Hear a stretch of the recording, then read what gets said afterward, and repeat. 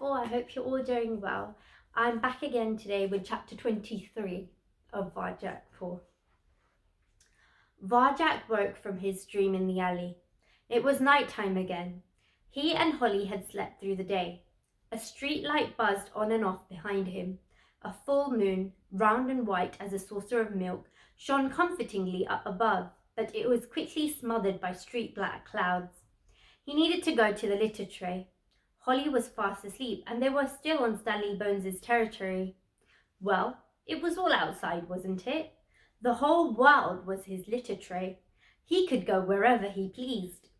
He slouched out of the shadows and did his business by a heap of rubbish. What a relief it was. His awareness tingled. The fur on the back of his neck prickled. It felt like he was being watched. He swiveled to face the top of the alley and immediately wished he hadn't. A thin white cat sat there. She was licking her claws, watching him with one ice blue eye. Where the other eye should have been was an empty socket.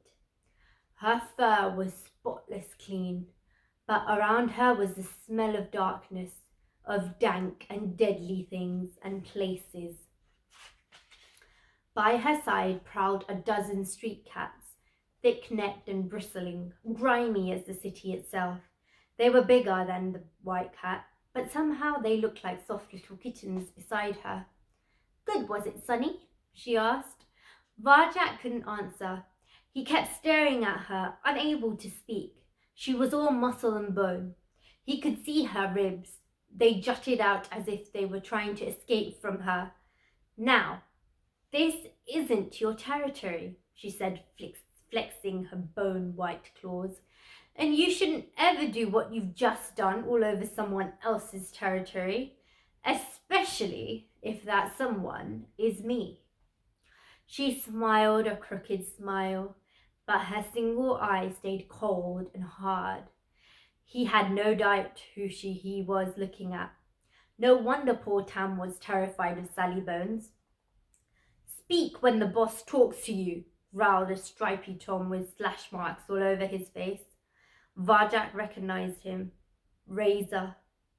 Holly stood up beside Varjak. "He didn't mean it," she said. "He's new here." Her legs quivered, but her voice was steady.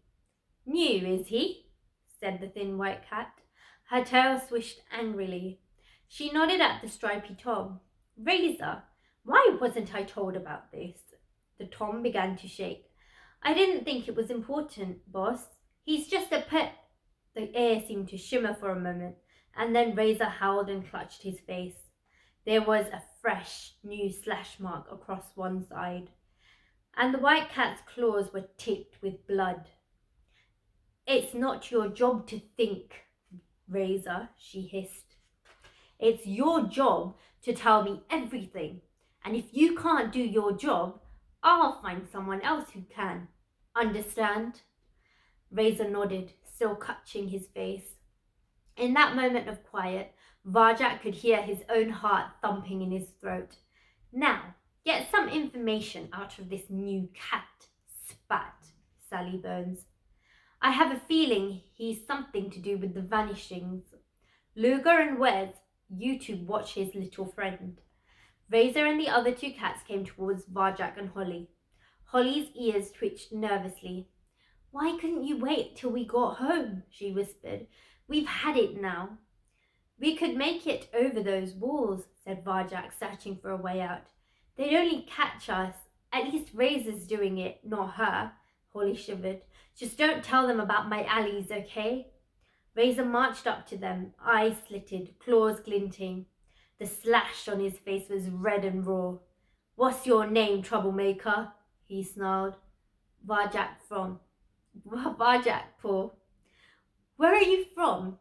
"Mesopotamia." Razor's scarred face twisted into a scowl. "Very funny. Where are you really from? Where do you sleep?" Varjak glanced at Holly. What could he do? Anything he said could give her secret away. He could only keep it by staying silent. "Are you going to open up?" said Razor. His mouth curled back, baring his teeth. Or do I have to open you up? There was no sound at all in the alley except the streetlight's buzz. Varjak kept his mouth shut. They all stared at him. Razor, Sally Bones, her gang, all staring at him. Varjak felt boxed in and alone. The pressure mounted in his head, but he stared straight back at Razor without a word. He was determined not to look away. Well?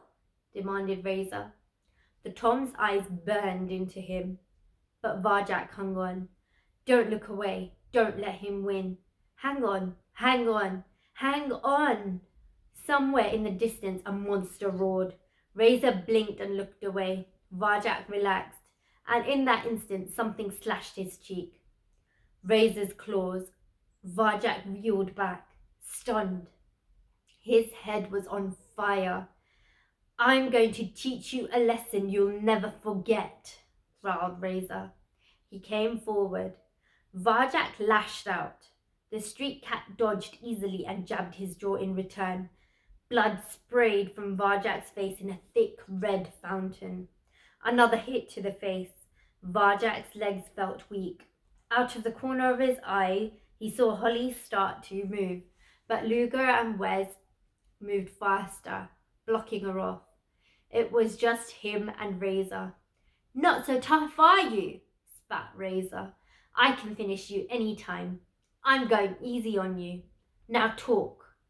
He slammed Varjak's ribs, knocking him off balance. Varjak staggered into the rubbish heap. It squelched around him. He was still standing, but he couldn't take another hit. Moving circles, the fifth skill. You can dodge any blow, you can strike any enemy. It was his only chance. Varjak breathed as Razor came up for the kill. In, 2, 3, 4. Energy pulsed in Varjak's belly. Out, 2, 3, 4. Time slowed down. In, 2, 3, 4. Razor struck in slow motion. Out, 2, 3, 4. Varjak made a moving circle. In, 2, 3, 4. Razor missed. Out, 2, 3, 4. This is good, thought Varjak Paw. He could see the others staring at him. Holly's mouth hung open in surprise. Razor bared his teeth, came in again, moving it as if through mud.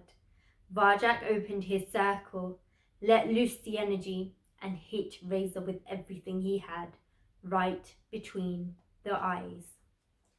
And that's the end of chapter 23. I will see you tomorrow for chapter 24. Bye.